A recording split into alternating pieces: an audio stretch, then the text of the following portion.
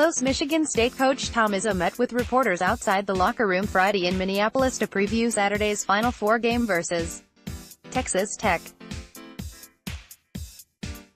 Solari, Detroit, free PressOn the Jumbotron at the Breslin Center. There's only one thing that excites Spartan basketball fans more than a dunk or a three-pointer: Dancing Jen, a retired MSU professor who dazzles the crowd with her spunky moves during timeouts. When the petite, clapping Spartan shows up on the big screen in her signature Kelly green blazer and black glasses, the crowd roars. So the reception she got when MSU fans spotted the iconic cheerleader in Minneapolis this week is no surprise. "Thank God you're here." Jan Trumbull, who has been attending Spartan basketball games since arriving at MSU in 1968 to teach education, wouldn't have missed the Final Four for the world. "Are you kidding me?" Ailman said after the Friday night pep rally in Minneapolis, where she stood among more than 2,000 MSU fans, donning a Spartan sticker on her face, wool green hat and trademark blazer. "Those players are giving us their best, and we need to show them that we appreciate them." By photo Super Spartans fan Jan Trumbull talks about tutoring Magic Johnson after a rally before the MSU NCAA semifinal game against Texas Tech Friday, April 5, 2019 at US Bank Stadium in Minneapolis. MN photo, Kirth Minap.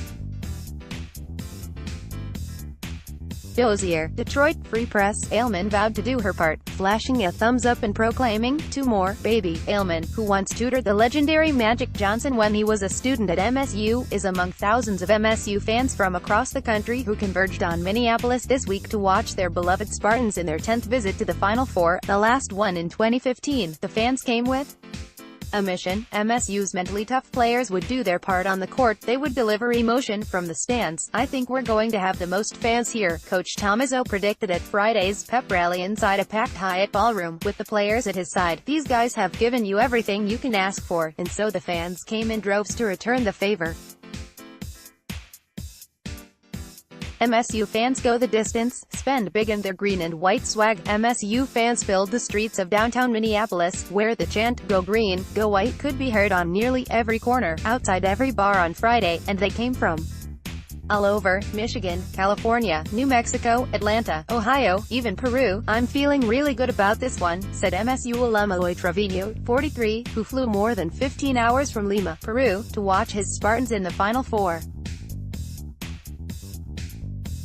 "This feels like it's our year." More die-hard Michigan State fans cling to superstitions. "It's worked so far, more time to get jacked with this Michigan State basketball hype." Video Trevino, who lives in Chicago but is on a work assignment in Peru, has had to go to some extreme measures to watch MSU basketball this year.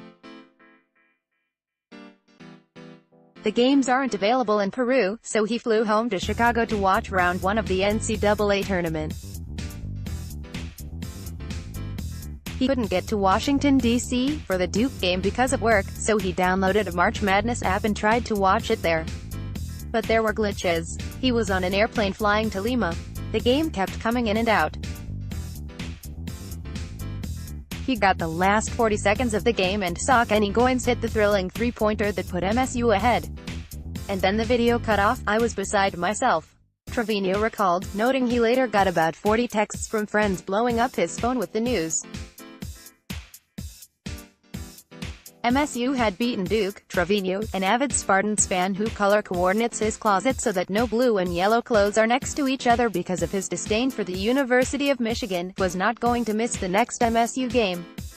He made it to Minneapolis, saying, "I'm feeling really good about this one." He wasn't alone.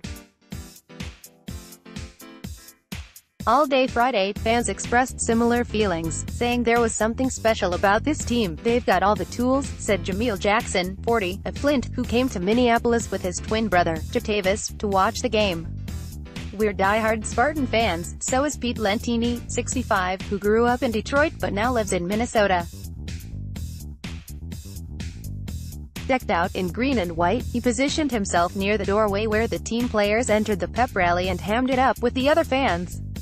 When asked what his connection to MSU was, Lentini pulled up his sleeve and flashed a Spartan tattoo. "That's what my connection is," he said.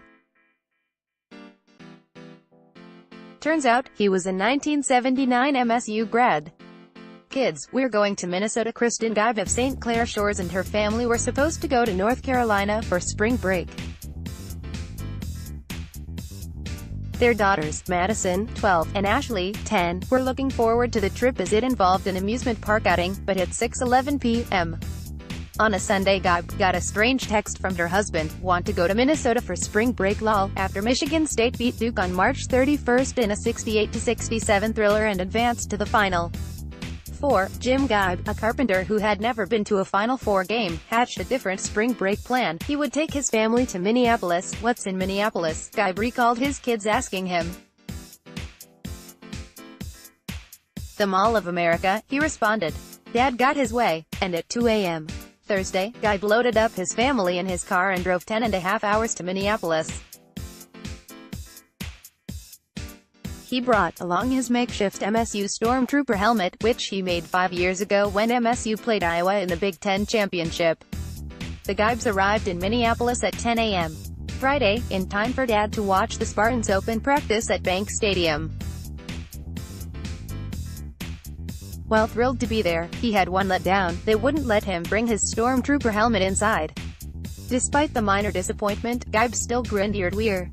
"This was on my bucket list," and the kids went to Mall of America. College roomies reunited. Getting to the Final Four is no easy task as it involves careful planning and money, lots of money.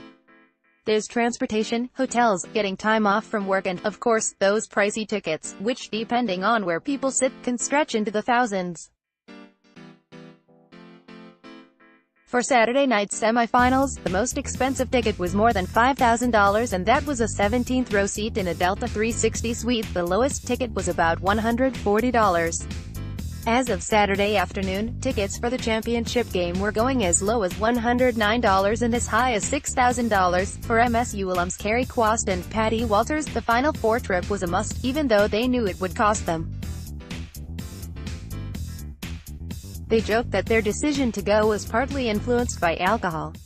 The one-time MSU college roommates watched Spartan basketball games together via text messaging. Quast lives in Ohio, Walters in New Mexico.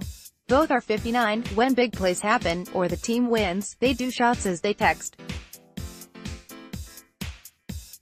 Michigan State beat Duke. The friends apparently did a few shots. Given their conversation the following morning, "Wait, we got plane tickets last night." Quast jokingly recalled telling her friend the morning after the MSU Duke game. "Yes, they got plane tickets to Minneapolis. And it wasn't just the booze talking, but the exhilarating victory over Duke that prompted one of the women to shell out more than $2,000 to get to the Final Four." Walters' flight from New Mexico cost $1,067. Quast's flight from Ohio was $800. They paid $950 for basketball tickets for 3 games. For Quast, the trip was a great way to start her retirement. She retired a week before the Final Four. Walters, however, is still working. But that wasn't going to stop the die-hard Spartans fan who has a woman cave in her New Mexico house decked out in MSU decor. "I told my boss I would be gone," Walters said matter-of-factly. On Friday afternoon, at an outdoor cafe, the two women shared a drink and toasted. They didn't have to text.